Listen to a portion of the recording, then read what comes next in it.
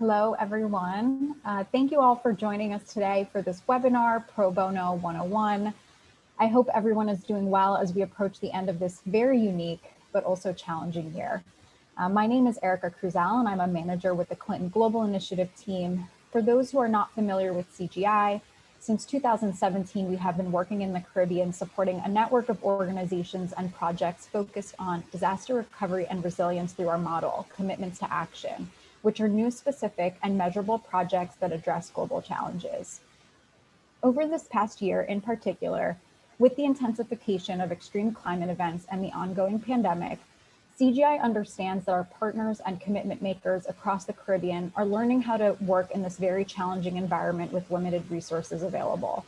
With organizations across the region and globally looking for resources, the importance of volunteers or certain skills, while also reimagining your existing resources, has never been more important. This is why CGI is honored to collaborate with Common Impact for today's webinar to discuss how pro bono and skill-based volunteerism can support and strengthen organizations. Common Impact is a nationally recognized nonprofit whose mission is to build a society in which individuals and businesses invest their unique talents and skills toward a shared purpose, strengthening the local communities in which we live and work. They connect corporate employees to nonprofit organizations to tackle the greatest challenges our communities face. Today, we're excited to have them share their expertise along with an esteemed panel of CGI Action Network partners to share their ideas and experiences on this topic. CGI will continue to work with the network to find opportunities to support, collaborate, and elevate capacity building programs through this series, network, and commitment to action model. So if you would like to connect with us on any capacity building efforts, I'd love to connect or broker any introductions to further this work. Before I hand it over to the Common Impact team to start their presentation, I just want to share a few housekeeping items for everyone. Please feel free to introduce yourself through the chat function. We will also have a Q&A with all of our speakers at the end of this webinar. So if you have any questions, please submit them through the Q&A function, and we will try to get to as many as possible at the end of this call, depending on time. So now it is my pleasure to turn it over to Elizabeth Schwan Rosenwald, Chief Program Officer of Common Impact, to kick off the session. Thank you so much.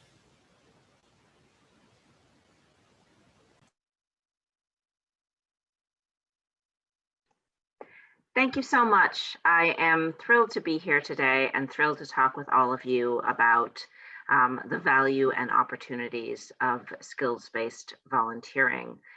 A little bit about my background and how I come to talk with you today. I have been working in the skills-based volunteering sector for the last 15 or so years with a commitment to understanding how corporate employees can use the talents and skills that they have to support the NGO sector in addressing the infrastructure challenges that are widespread and extremely important in terms of building capacity and growing society's impact and our communities. So thrilled to be with you all today and to talk a little bit about skills-based volunteering and Common Impact's work and some of the tools and resources that we might be able to offer. Please know that today's conversation is designed both to get you thinking about skills-based volunteering and also to offer you some specific tools. But we really hope that you walk away from today with an understanding of what skills-based volunteering is, how it can be useful, and where and how you might use it as a part of your organization. Our CGI colleagues are monitoring questions in the chat and we'll float them up as appropriate. But please do indicate if you have thoughts or questions and we'll try and get to them throughout today's conversation. So let's go ahead and move to that next slide. Great. So we are, as I said, going to start today with a skills-based volunteering overview.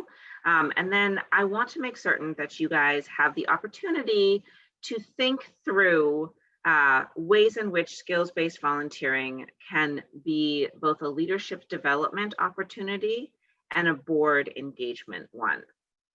Skills-based volunteering has tremendous resources in and of itself, but it can also be used as a double win for both leadership development and board engagement. And then we'll move into a panel discussion and some final resources.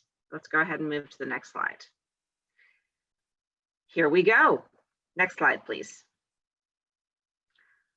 I think it's really important whenever we start to talk about skills-based volunteering that we clarify exactly what it is so that everyone is on the same page.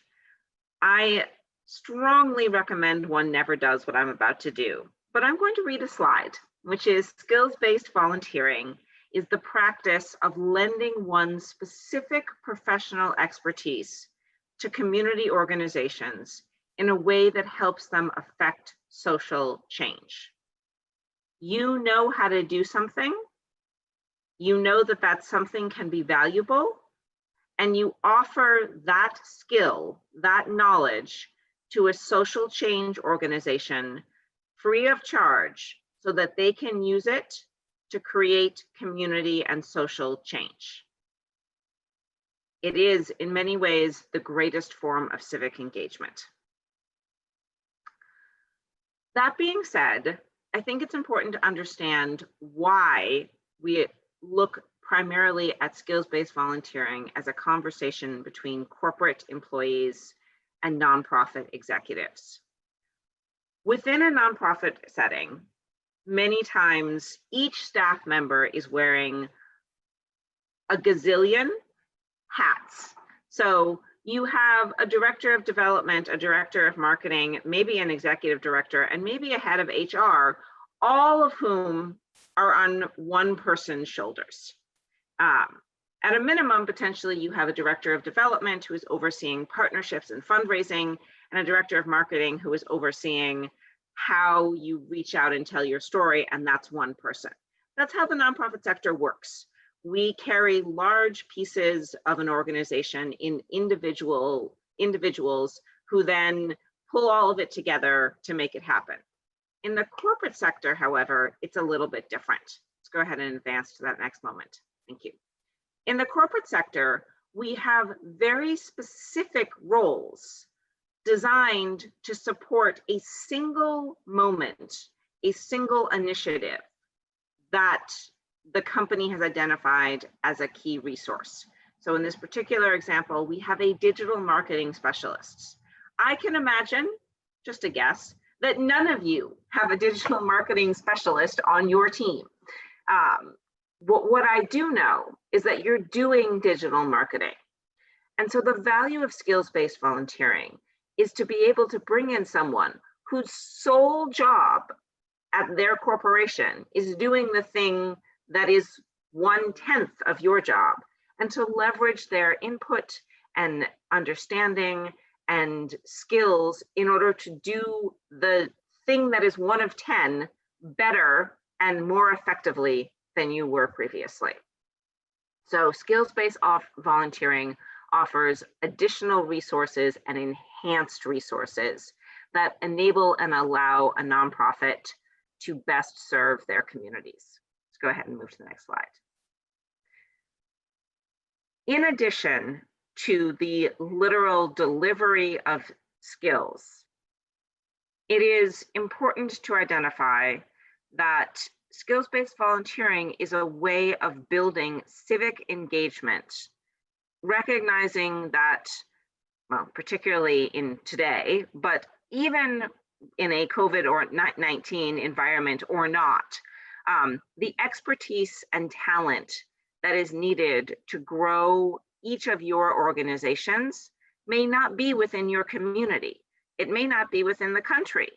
It may be thousands of miles away, but that doesn't mean that it isn't accessible to you. And skills-based volunteering makes it possible for you to access resources, relationships, individuals who want to support the work that you are doing, but may not be on the ground in your community, but can still leverage their skills and leverage the opportunity that you are seeking in order to give back and to support. People want to help. What is our job on the nonprofit sector to do is to tell them how and what it is that we need help with. Moving to the next slide. We talk about skills-based volunteering as a capacity building resource. that's not just with the idea of saying that a nonprofit needs a new CRM system and skills-based volunteers can build a CRM system and deliver it to the nonprofit. That is true. That is a tremendous value add, and that is a real opportunity for growth. But skills-based volunteering also says, where are you trying to go? And how can skills-based volunteers help you get there?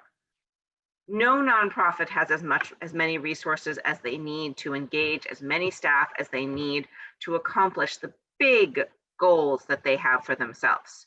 That is the very nature of the NGO sector. But skills volunteering says, okay, we can step in and provide those resources so that you have the capacity you need to accomplish your goals.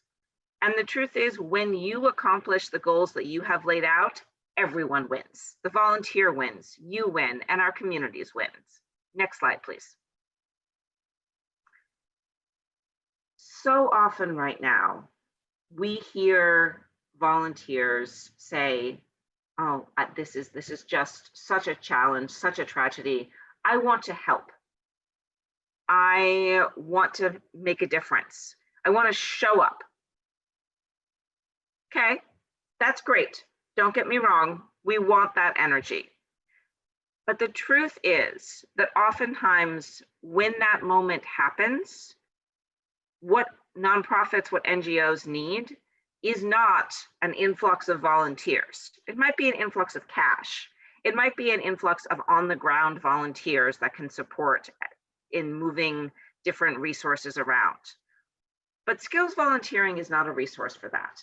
Skills volunteering is a resource for saying, how will I be ready? So I want to share with you one of my absolute favorite examples of skills-based volunteering. UPS has a number of different skills-based volunteering programs, some of which are their drivers provide safety driving courses for high school seniors. But they also have a program where some of their most senior logistic staff members, when a disaster hits a region, their job is to drop whatever they're doing for UPS, doesn't matter if it's the holiday season or whatnot, and they go to that area to coordinate all of the different resources that are coming in. Because after all, who knows better than UPS how to coordinate hundreds of thousands of millions of dollars of packages? No one. What you can do to take advantage of that type of skills-based volunteering resource is to say, okay, when a disaster will reach us, when a hurricane will hit, when we will need to do with the aftermath of an earthquake, what is it that we will need? We will need, and I am going to share some of my own examples, recognizing that each of you is the expert in what you will need. You will need to be able to communicate with your stakeholders, which means how are you going to reach the people that you're serving? That is a potential conversation that you can have with a tech support company and say, I need to be able to know how to find out who is where and what is needed. You need to be able to get them the supplies they need at that moment in time. That is a logistics conversation. So who can you tap into that will help you build what that plan looks and feels like? You need to be able to say, here is what it is that I need at this moment in time, and to communicate that effectively, quickly, and virtually. Those are marketing supports. So thinking not just in disaster support, but in resiliency, you can leverage tremendous resources within the skills-based volunteering sector in order to be ready for that moment in time. Let's move to the next slide. Couple of examples of what might be a disaster resiliency program. So You know that when a disaster strikes, you're going to need to work together with all of the local NGOs. But none of you are going to do that, are going to be able to solve the challenges on your own. So understanding in advance, who are those organizations? What is that strategy? What will each of you take on and how? What is the landscape as to who serves what, where, when, and how? And what are the ways in which each of you will lean into your best practices in order to serve your communities? Everything I just mentioned can be supported by skills-based volunteering. That type of landscape analysis is something that a corporate sales department does all the time. The ability to consider complex negotiation and understand unique stakeholders, that is something that an acquisitions and mergers team at a corporation does all the time. The type of project planning that we're talking about comes out of project management, and every company has thousands of project managers. So you have a project now that brings together not only yourself, not only your local community partners, but dozens of skills-based volunteers, depending on how or what you're trying to make happen. Human resources. I remember the first time that I went to a company for a meeting, and I realized in that conversation that human resources was a department in and of itself. This particular company, I think, had 100-person human resources department. And I was like, wait, what is that? I come from the NGO sector. Human resources is our executive director, or maybe our HR manager if we're really lucky. But the idea that there is an entire department whose goal it is to support and develop staff, that just blew my mind. But those are exactly the people that you need to be able to consider, how do you support staff in the midst of a disaster? What are the ways in which you will need to ensure their care? What are the ways in which you will make certain that you are communicating with them and checking in and understanding what they need from you in order to be successful? Those are the professionals in doing that work. And that is a way to engage them in skills-based volunteering. Next slide. I've just talked through a number of different models, a number of different ways to think about what it is that you might want to leverage skills-based volunteers for.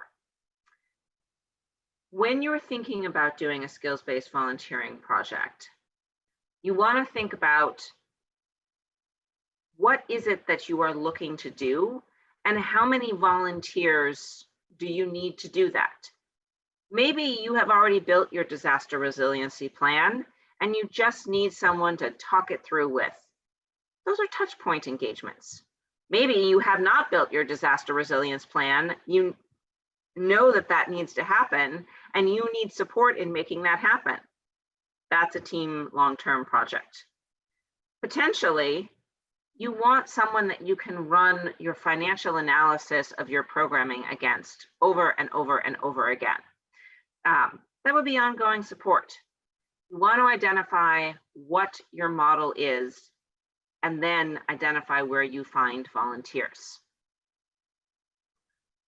Common Impact is one of a number of different intermediaries that serve organizations both here in the United States and globally. Intermediaries exist in order to make the lift of engaging skills-based volunteers an easier one so that you can get more quickly to working with your volunteer. So we've listed some of those intermediaries here. There are others all across the globe that are committed to partnering with corporate volunteers and NGOs. At a minimum, LinkedIn is always a resource for finding volunteers, as are your existing corporate partners. Let's move to the next slide. One of the things that you've heard me talk a little bit about is the question of what it is that you are trying to do. Project scoping is the single most important thing in understanding what it is that you are trying to do. So I want to make certain to talk a little bit with you today about what that looks and feels like, and how you might successfully scope a project. Let's go ahead and move to the next slide. So the first thing you want to consider is, where are you in terms of your own readiness for a skills-based volunteering project? Now, you don't have to have all of these things in order to do a skills-based volunteering project, but you do need to have a number of them in order to be successful. So if for some reason you are not financially stable, that is okay. You can do a skills-based volunteering project without that. But you need to understand then that time will be spent on this initiative, and ask yourself whether or not that's time you can afford given the need to shore up financial sustainability. You may feel like you have the vision and the goals, but you're not sure about the resources for implementation. That might inform you as to what type of project you want to be doing that. Because if what you want to be doing is a team-based project, then you may need to rethink and say, well, maybe what I just need is someone to talk through things with. So it's very important that you begin by assessing your readiness for a skills-based volunteering project and considering what comes next. Let's move to the next slide. Once you've determined what your readiness is, you then want to understand what it is that you are asking for. So Common Impact has spent years identifying what are some of the best practices in scoping out a project. The first thing I always tell nonprofits is, know what success looks like. Know what the deliverable is and how you will use it. 15 years ago, I worked for a nonprofit who had a very eager, invested volunteer who came to us and told us that they were going to build us an online database where we could store all of our different resources. Technically, that seemed like a good idea. So, okay, we said, great. The thing that we didn't do is understand that once this database was built, who was going to use it and why? So when you're thinking about a skills-based volunteer project, what you need to be able to do is say, this ties into what I am trying to do right now. Once I have it, I will know how to use it. And I will be able to say throughout the project of creating it, yes, this is the thing that we are moving towards, or no, this is going towards what I often call scope creep. Scope creep happens easily, particularly when volunteers are excited and energized and want to make a difference. But sometimes we need to take that step back and say, what are we trying to do? And what does the end goal look like? Let's go ahead and move to the next slide.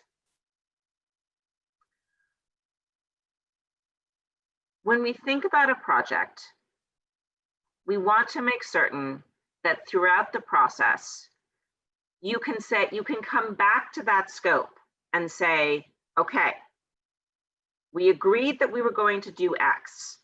The timeline for doing so is this. One of the easiest mistakes to make when you are managing a skills-based volunteering project is gratitude. And I know that that sounds a little strange, but the nonprofit sector knows that there is great gratitude in volunteers giving of their time, giving of their talents. And we want to be appreciative of that time and that talent. But we don't want to be appreciative at our loss. And the reason, if you need no other reason for why we don't want to be appreciative at our loss, let me share that we don't want to do that because it won't actually give the volunteer anything if they create something that no one uses. But the truth is, we want to manage projects so that they are useful and relevant and easily implemented. I encourage you throughout a project to consider not only what the volunteer brings you, but what you bring the volunteer. Research shows us that skills-based volunteering is a tremendous value add to the volunteer. So consider where you can share your own skill sets. You know how to do things that corporate volunteers do not. So don't assume that it has to all be one way. In fact, the greatest success in projects are when they go in both directions. Next slide, please. So this is just a quick sample project. Wanted to give a chance to share what a project could look like. Identification that you need a digital communications plan, and that the goal coming out of it is a year-long plan that identifies staff activities that will increase visibility. Okay, you know what the need is, you know what the goal is, you know what your phases of the project is. What you have to identify is what are the skills that you need to make that happen. So you need some digital marketing people, you probably need a marketing strategy person, maybe a project plan. And then you need to know what the timeline is for the project. This sample project scope, if you do this for every pro bono project that you want to do, you're going to be good. If I leave you with nothing else today, and I hope I'm leaving you with a number of things, but if I leave you with nothing else today, take this away so that when you get a skilled volunteer who says, I want to help, or when you know you need extra capacity, you have the resource to say, great, this is what I need and how. Move to the next slide. I told you we were going to talk a little bit about how skills-based volunteering can impact leadership, and I want to make certain to give you that win as well. Let's go ahead and move to the next slide. It is true that pro bono volunteering is a professional development tool for the corporate volunteer. But it is also a professional development tool for the nonprofit executive, for the nonprofit staff member.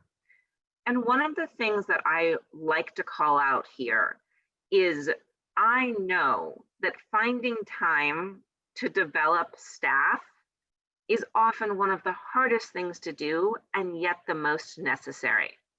Skills-based volunteering projects make it possible to build an organization while at the same time building personal skills.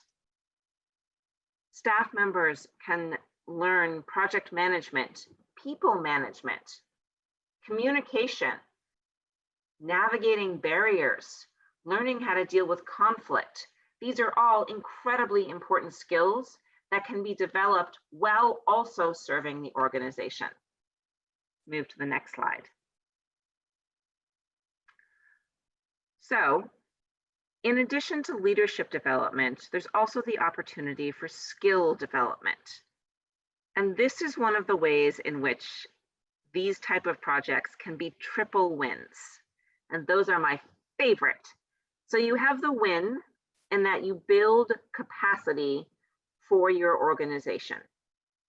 You have the win in that in building capacity for your organization, you build the staff members' capability to lead, to navigate conflict, to communicate clearly and effectively. And if you're really, really lucky or really, really intentional, you are able to also build technical skills. So in this particular example, we have a nonprofit staff member who has learned how to enhance how they use Salesforce, how they use a CRM system as a part of a pro bono project, which then allows for an individual to develop their skills and also their leadership. It's your triple win. Not every pro bono project is going to give you a triple win, but almost everyone should give you that double win of building the organization while building your own professional skills and your own leadership. If you haven't managed a team, then you've managed a volunteer. If you haven't built a project plan with multiple different people and skills and talents, then you have with the pro bono project. You haven't identified how to implement something new into your organization previously. A skills-based volunteering project will give you the opportunity to do that. Let's move to the next slide.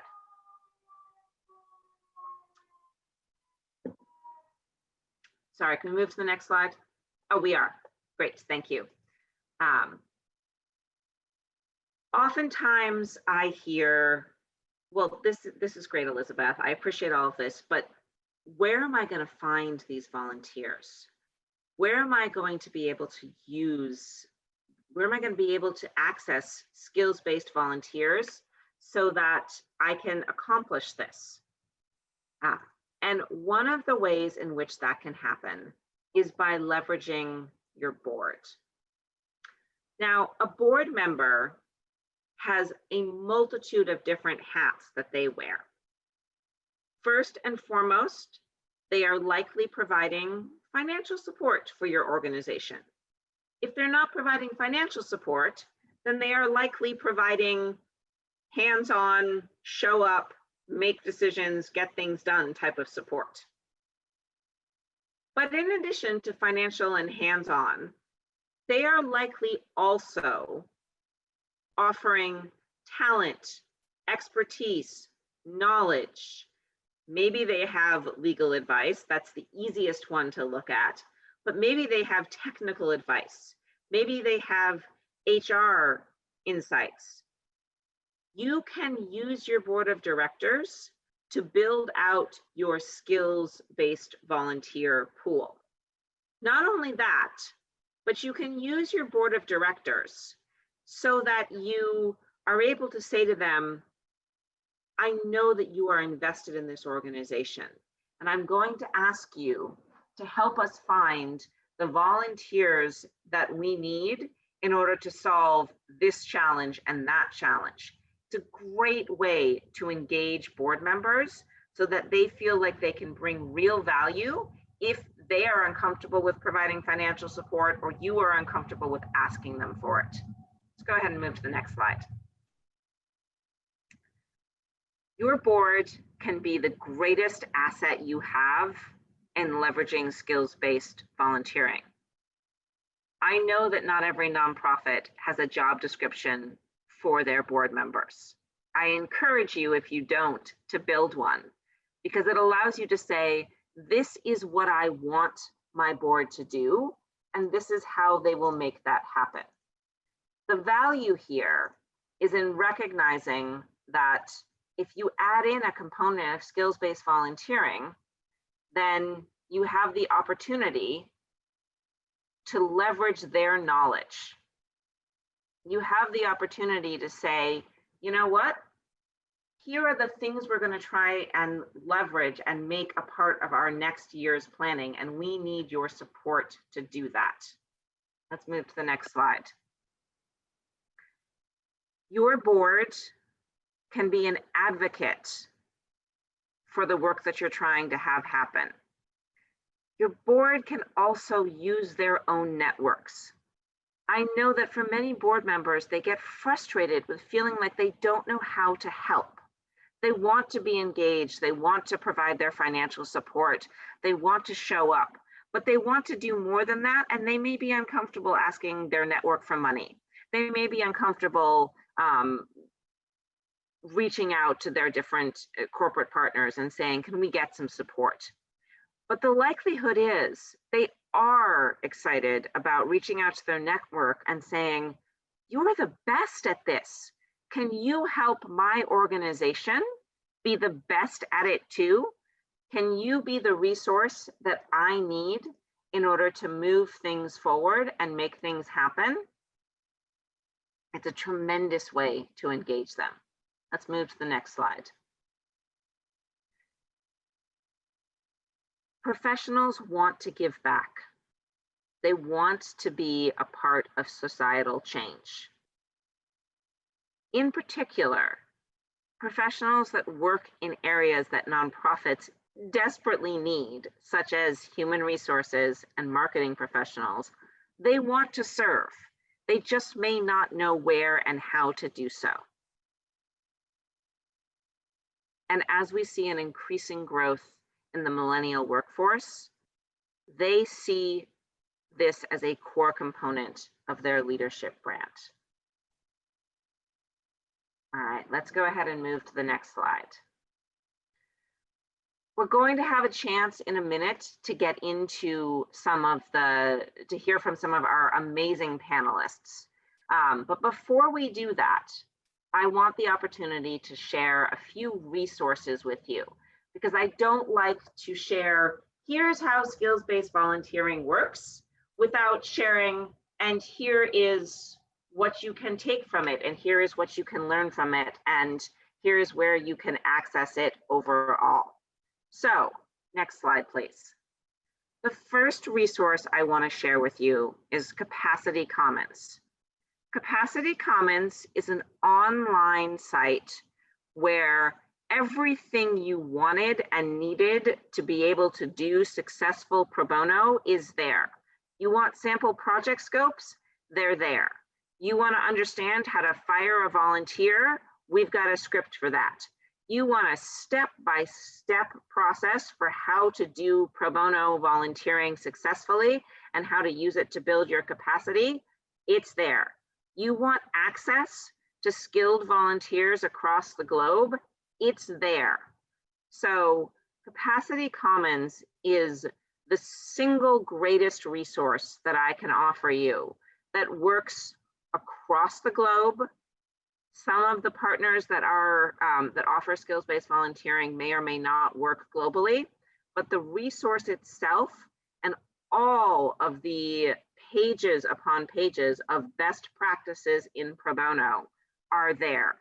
It was created in partnership with the global experts in skilled volunteering and pro bono, and each organization that put together the site brought their best practices free of charge so that every NGO could access and leverage skills-based volunteering. I encourage you to use the site as a value add and to play around with it as you're looking to leverage skills-based volunteering. Next slide, please. The other resource that I want to make certain to share is a common impact specific resource. Our pro bono hotline is designed to allow NGOs access to talk with an expert about a challenge. Recognize that sometimes we just need to hear from someone who has tremendous expertise. We have an employee and we are struggling to know how to put them on a performance improvement plan, and we need to talk to an HR professional. We are implementing a new program and we want to make certain that our financial modeling works as we roll that program out, and we want to get someone to bounce that idea off of. We know that we're heading into a crisis season and we don't quite know how to share out and talk that through. We want to make certain that that happens. These are all conversations that you can have on Common Impact's Pro Bono Hotline. You can find the site on our homepage, apply, let us know that you want to talk to an expert, and we will be able to connect you with an expert so you can have that conversation and make certain that you are able to address the challenges that you're facing. Next slide, please. I want to thank each of you today for the opportunity to share some of the best practices and knowledge about skills-based volunteering that I've had the chance to develop over the last 15 years. The value add of skills-based volunteering is one in which you can continue to build your organization, to grow your capacity, and most importantly, to engage a wide pool of individuals who are as committed to having the impact that you are, so that together we create stronger, more equitable communities. Thank you so much for the opportunity to talk with you today, and I'm pleased to turn it over to my colleague who will facilitate our panel conversation.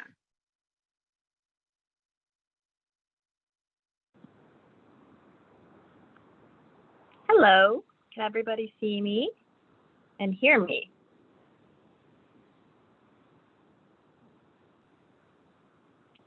Great. So welcome to the panel portion of this presentation. I'm so excited to have all of you as well as our panelists. We hope this adds to the amazing information that Elizabeth gave us, and this can be a little bit more applicable, and you can take this home to your organizations with this amazing group that we've had together thanks to the Clinton Global Initiative. On our panel today, we have Emily Colon Albertorio from the Instituto de Educación Práctica. That is correct. We have Matt Aubrey, Executive Director of the Organization for Responsible Governance, Bahamas. We have Leo Gilling, Chairman of the Jamaican Diaspora Task Force Action Network, as well as Kevin Andrzejewski, Senior Project Manager of Engineers Without Borders, United States. So they will all be able to provide different perspectives for us on the skills-based volunteering topics that Elizabeth has given us an introduction to today. So my first two questions here are for Emily. What kinds of projects has the Institute worked with for use pro bono volunteers to address? What kind of challenges have you been able to address? And how have nonprofits and individuals in Puerto Rico benefited from the skills of these volunteers? Well, first of all, our organization is a CLE division of the Puerto Rico Bar Association. So one of our main goals is education. And we educate lawyers, we educate other related professions, including students. And one of our targets, it's developing public interest lawyers. So we are always looking for opportunities to develop the education of those lawyers that are willing to provide free legal services to the community, to the low income community. Right now we have different programs. We have a pro bono program and we have a low bono program running, and one of them is disaster related. We have worked because we had to since Hurricane Maria and Irma in 2017, and then we worked with those programs into 2019. And then at the beginning of this year, we started working with the disaster program due to the um, earthquakes. And as most of the Caribbeans here know that we are subject to hurricanes every year.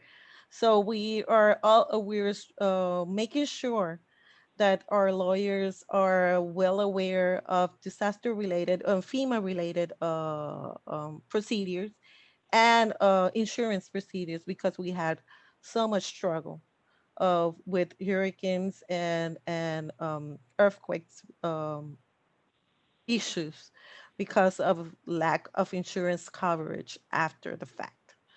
Um, Puerto Rico, it's the pro bono for lawyers. It's mandatory because our professional rules and the Supreme Court regulations require a minimum of 30 hours a year to be provided.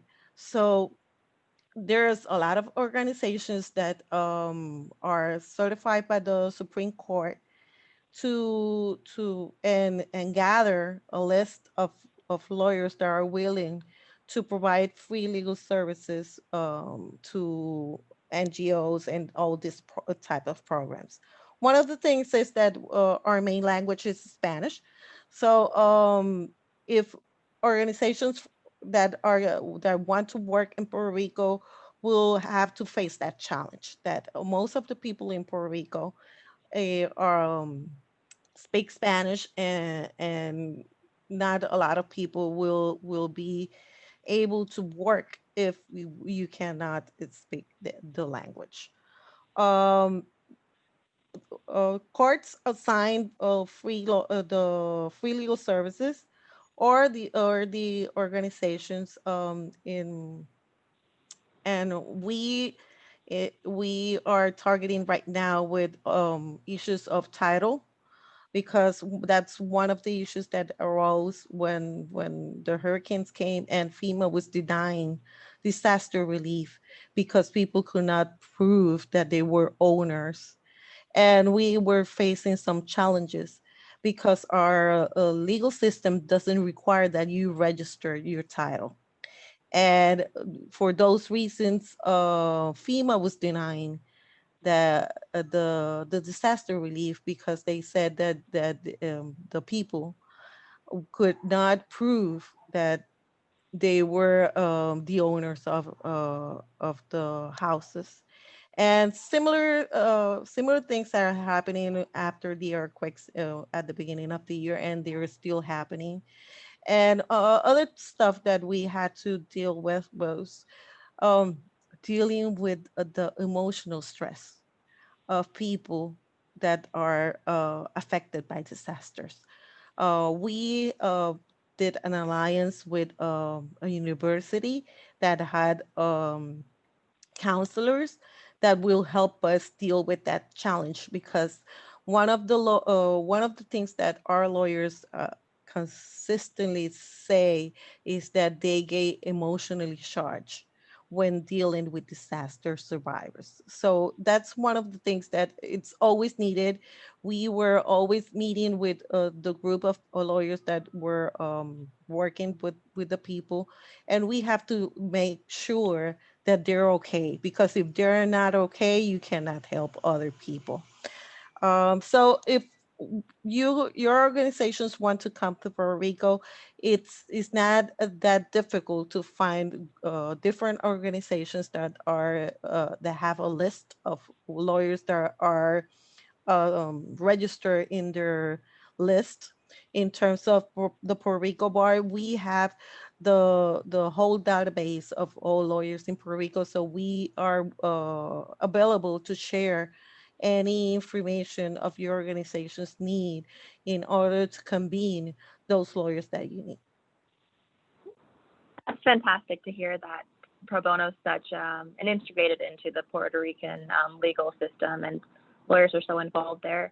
Do you have any specific examples of ways that your pro bono lawyers have supported organizations and not just individuals? You mentioned some great ways they've helped with, applications for FEMA and getting people licenses to what they own were lost. But if a nonprofit organization were to come to your network, how would they be supported? Well, our main support is education. So when organizations come and ask us for help, that's one of the things that we do. So we have gone all around the island to educate and train their lawyers or their volunteers in order for them to provide services. So that's one of the main things that we do and constantly, and we are willing to help with other organizations. Thank you so much, Emily. You're So my welcome. next question is for Matt Aubrey from the Organization for Responsible Governance Bahamas. So Matt, we discussed a lot about nonprofit boards and how boards can be effective in leveraging skilled volunteers. In your work building out and helping organizations better manage their boards, what has been your experiences in kind of best practices as well as missed opportunities for building a nonprofit board? Well, and first I just want to thank Common Impact for all the information and Clinton Global for bringing us here. I think this is a key topic, particularly now. I think when this is a time where everyone is going to be a little challenged to contribute, you want to give everybody as much opportunity to do so, and I think that's the key of it.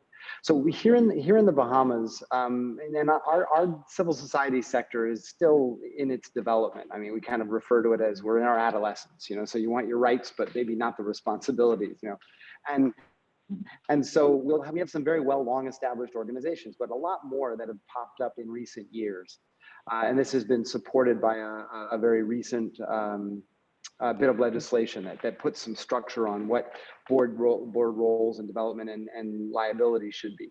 And so in this way, what we first, I think, look at is the concept of intentionality. Like, what do you want to get out of your board? How do you identify what are the key assets you're going to need on your board? You know, there's a boilerplate model that you would look for, and everybody wants the funders and everybody wants the lawyers, and you know, and it goes down. But the reality is, every organization is somewhat unique, and in what will drive its support.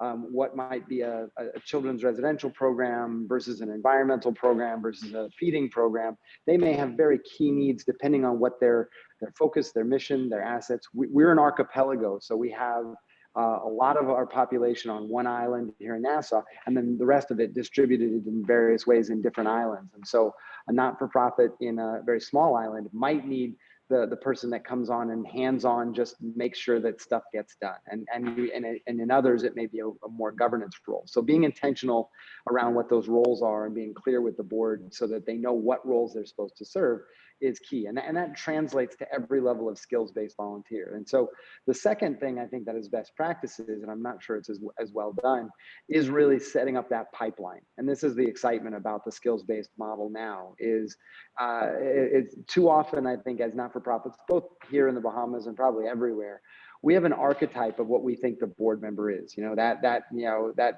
master of industry, that person that has led, you know, other organizations for a long time. You know, folks who've kind of well established and have the discretionary monies to be able to support and the time to be able to commit. The reality is, in an island or a set of series of islands like ours, we only have 400,000 population. So everybody knows everybody. And the reality is we also all look to the same folks. Very recently, we had a gentleman here who was selected as the president of Rotary International, and that was an amazing accolade. And when he gave up his term or finished his term and came home, all of us descended on this poor gentleman to ask him to be on our board and do this and do that. And the reality is those folks are committed, and they're a tremendously strong asset, but we have to think about sustainability and building a very strong bench. And so looking at who are those formative board members. In some of our discussions leading up to this, we talked about programs that are in place in the States, like JP Morgan Chase, that start to identify their junior executives' growth as determining what level of board involvement they might have with a small organization, or what kind of service requirements they might have.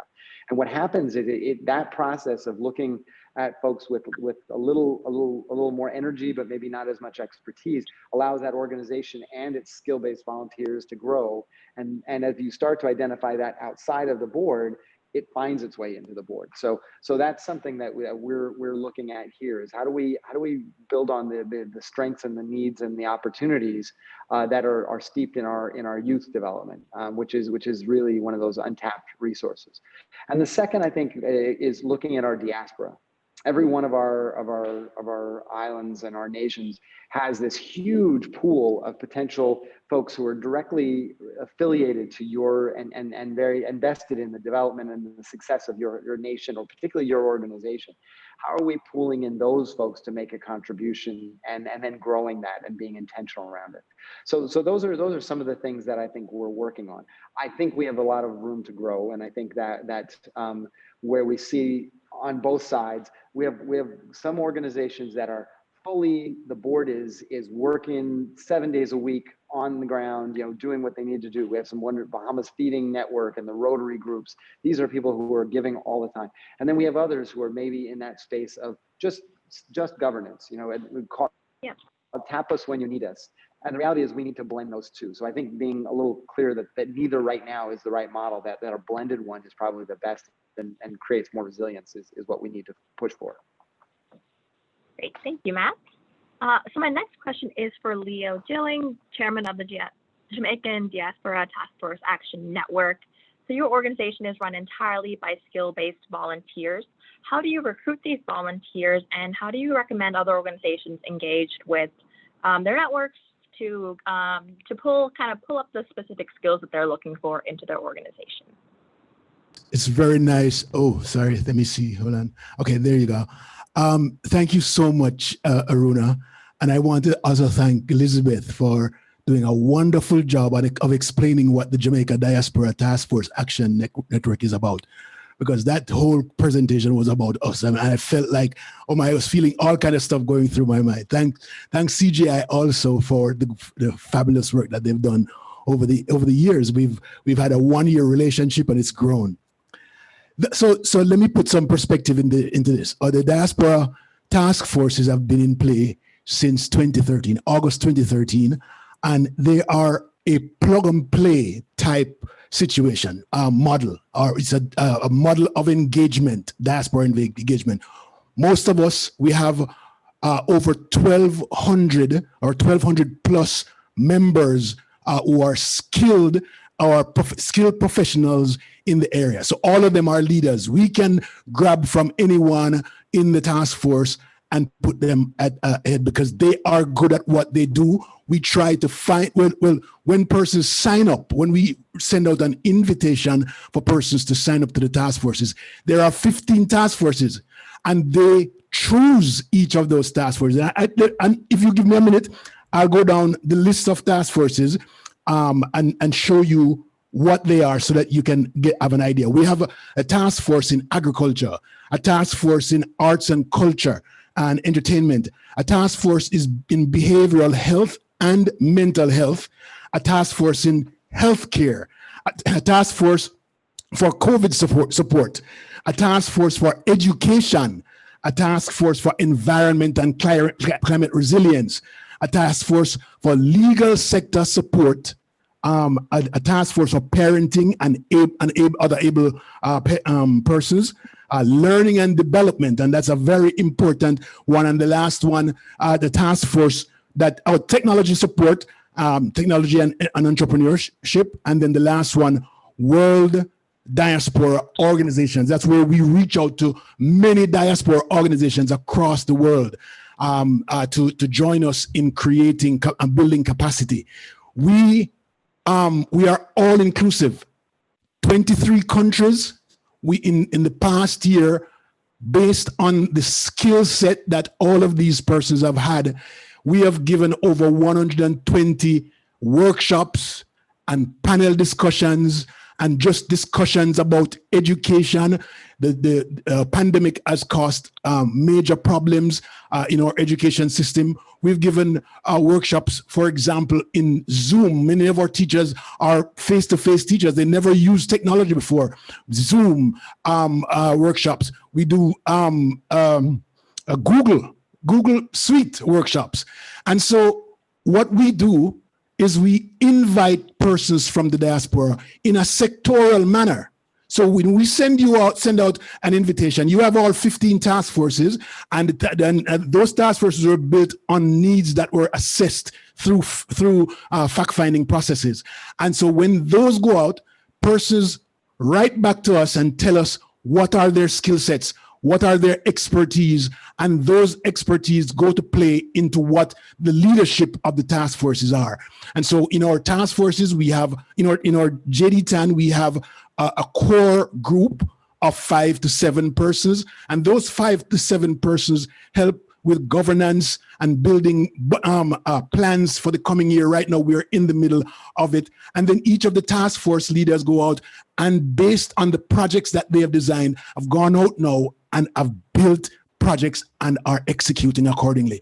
This year, it's basically mostly on the Zoom platform, or the platform that we've been giving virtual classes, virtual workshops, virtual everything this year. So that's pretty much what we are about. The task force is a plug and play. People come in and they have their expertise and they use it to develop projects that we can work with. Thank you. Thank you so much, Leo. That was a great overview of your organization and how that whole network works.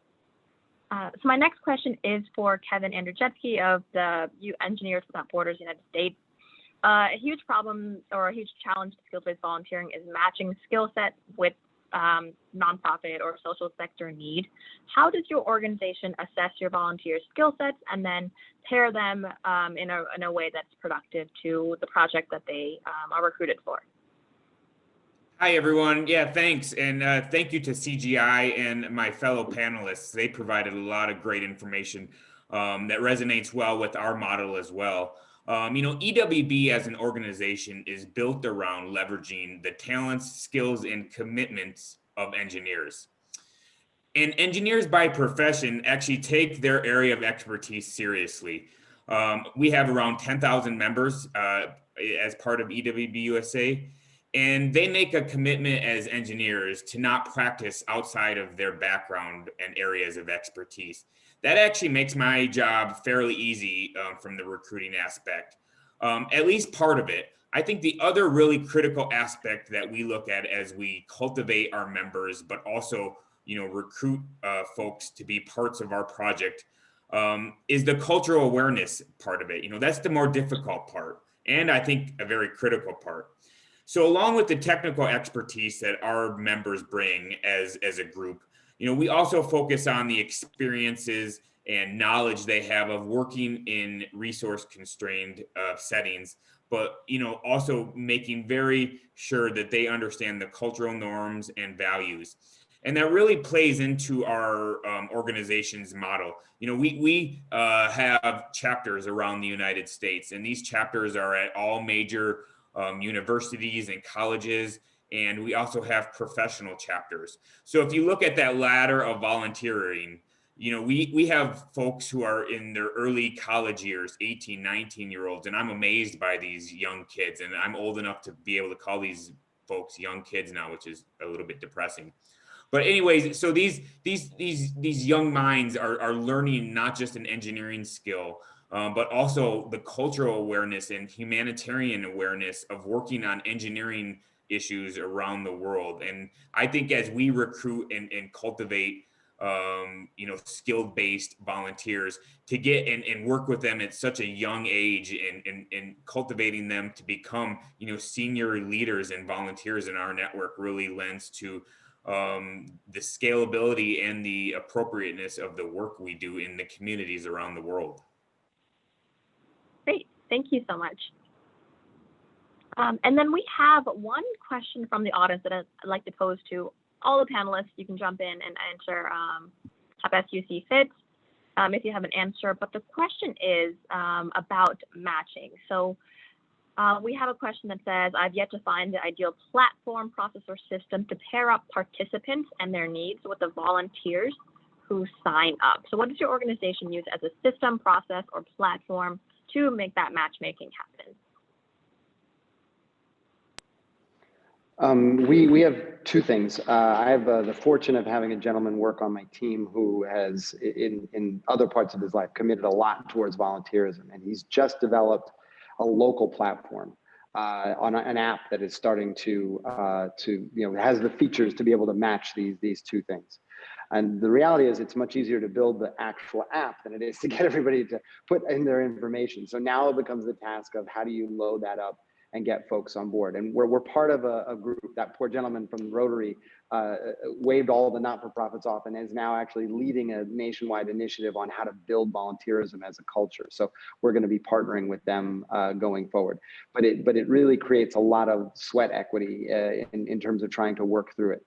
We've had some success in working also though with one of your colleague organizations, catchafire.org. And they have done a great job of matching and vetting. And the thing that I think is great, not just the tool, but that it lines up volunteers who've already had experience working with not-for-profits too. So the novice organization is paired with somebody who knows how to do that. So I think that helps too. So drawing from someone who's done something in the similar experience on one side is probably beneficial. Well, we have a more rustic approach. We, depending on the project and the needs that we have, we announce it to all the lawyers in Puerto Rico, and we use a Google form. We have certain questions in terms of what we need and their expertise, and then we match based on their information. Which are the better match for the project. Since disaster relief is so broad. We depending on the project, we go and ask particular questions to see if the lawyer has the knowledge for that. But sometimes we are looking for not the law, no, the knowledge, but the desire to work. And we deal with the knowledge and we educate them and then send them to the field. I think the key in matching is the needs that you assess. I believe that you must first do that fact finding to know exactly what is out there, because it don't make sense you try to match skills and not know what the needs are on the ground. And so the first thing that you want to do is identifying the needs and with the stakeholders, agreeing to the stakeholder that these are the needs that are there. And then once you send out for you invite your diaspora out there to join your organization, then they automatically, based on their skills, their professional skills, will choose based on that. And you will get a better matching, a better syncing of the work that needs to be done. And so that's what we are good at. We are good at making sure that the diaspora is responding to the needs that are assessed on the island of Jamaica, so that we are feeling being a part of the growth of the process of realizing Vision 2030 and reaching our SDGs. That's what it's all about. Identifying needs first and matching those skills with those needs that are available. And I'll just second Leo's points. I think the needs assessment is critical, especially for our projects. You know, we work on a project basis, and you know, based off of a need for the project, we may have a diversity of skills and engineers on one project. So, you know, there's not just a one-fit-all solution in terms of the type of volunteer that may be needed on a technical project. And, you know, I found that volunteers, especially as engineers, like to collaborate and work together and have that support network themselves. Thank you. Thanks, Kevin. And then a tiny question that we can just go around the table, answer very quickly in the last few minutes we have here. But I want to propose to all the panelists, what would you say is the most important thing to keep in mind, or the best recommendation if you're a nonprofit thinking of engaging skilled volunteers for the first time? What is the thing to keep number one in mind? I don't mind starting, and this is something I think I'm really proud of for EWB is set the bar high. You know, although they're volunteers and they donate their time and skills, you know, you want to get out of them what you're looking to put into them and what the communities that you work with need. So don't be afraid to push back and set the bar high in your expectations. I'll take the next. I'd say, first of all, find the passion in the volunteers, because that's a key element in giving back, right? That passion. Always do fact finding. Always do your fact finding and assess the needs, knowing what the gaps and the challenges are. You know, throw away the savior approach. I want to save my country. You know, throw out the police department, throw out the teachers and so, but rather finding the system that they have and looking at the gaps that they have and then work your way in there. That's a very key in organize around projects, those passion that you have and finding those needs and those gaps, organize around passion. I think that's where where I would put my attention. I think that we have like two things that it's really important. The people that are planning and directing have to know what they're doing, and have to they need some knowledge of what's going on and what's the problem of the people they're trying to solve. Because if you don't know, it's really difficult to coordinate, to plan, to identify the needs. And the other thing that is really important is the constant assessment of been done and if it's working. Because sometimes when you plan it, you think it's going to work, when you go to field, it's not working. And with the pandemic, it's really difficult to provide direct services to people, and you have to change a lot. So sometimes you plan and you have to accept that you need to change due to circumstances that are not under your control. So it's the assessment, it's really important, and know what you're doing. The risk of going last on this and such talented panelists is they've all said all the key pieces, but I would echo everything they said. And then maybe add this is it's probably worth it to spend more time on the front end of this process, because it will benefit you long term. If you rush too quickly into it, you can come up with things that will hold you up or not be satisfying for you or the volunteer. So spending the time on the vetting, the needs assessment, the finding the passion, vetting all those things out so that you really can set a straight course and follow that course with your volunteer is going to be both successful. Thank you, Matt, and thank you to all of the amazing panelists. You work or lead such amazing organizations doing very different things. So it's great to have all your different perspectives together on this presentation. I'll pass it back to Erica with CGI to wrap things up.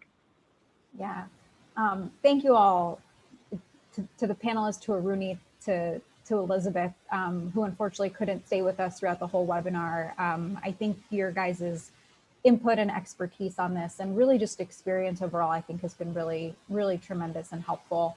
You know, a lot of things that you all have mentioned really call out to me. Leo, the passion that you really talk about, Andrew, setting the bar high, and, you know, Matt and Leo, you guys, and Emily, you guys really talked about engaging with people who have a connection to your community, your country, your island, your mission. And then the things that we talked about during the presentation, you know, having a project scope outline, where to find volunteers, and particularly the piece around skill-based volunteerism for disaster resiliency.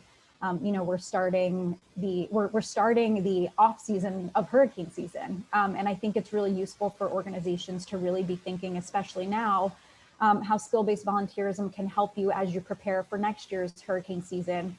But also really how all of these tools and information can be useful in your overall 2021 strategy, right? And as Elizabeth said, I also encourage you, all of you, to check out Capacity Commons, as she mentioned, for your organization's needs. The materials and recording, the presentation for this webinar, as well as the recording, will be available on our website, and we'll definitely share that with all of our participants. So really encourage you to check that out. You know, I also welcome everyone on this call to connect with your CGI contacts. You know, if you wish to connect with Common Impact or any of our panelists today, I'm sure they would be more than happy to share their knowledge and expertise with you all. And so again, just thank you so much to Aruni and Elizabeth from the Common Impact team, our panelists, Emily, Leo, Matt, and Kevin. On behalf of CGI, we wish you a safe and a wonderful holiday season and a prosperous new year, and really look forward to connecting with all of you in the new year. So thank you so much.